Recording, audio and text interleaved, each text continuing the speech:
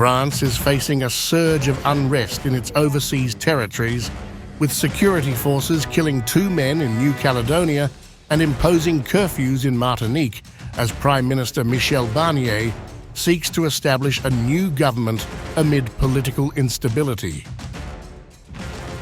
The recent violence in New Caledonia, which has resulted in a total of 13 deaths over months of unrest, erupted during a security operation south of the capital, Nouméa. Tensions began in mid-May over proposed voting reforms perceived as threats to the political representation of the indigenous Kanak people. Despite a lull since mid-July, fresh clashes have resurfaced in St. Louis, a stronghold of the independence movement.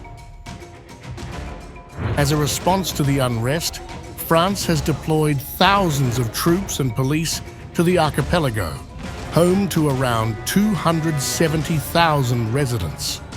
The violence has inflicted significant injuries and damage, estimated at $2.4 billion. While some roads in New Caledonia have reopened, a curfew remains in effect from 10 p.m. to 5 a.m. Meanwhile, in Martinique, authorities have imposed curfews following protests against rising living costs. Incidents of vandalism, including a fire at a McDonald's, have been reported.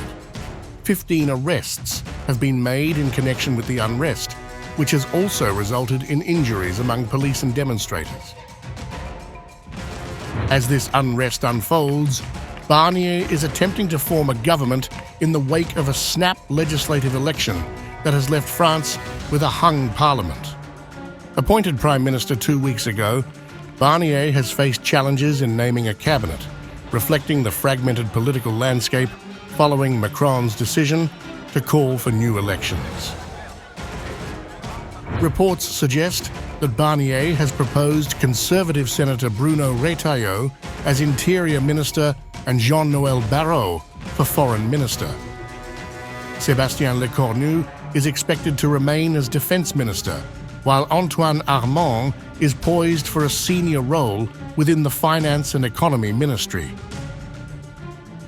The new government will focus on improving public purchasing power, security, immigration, and financial issues.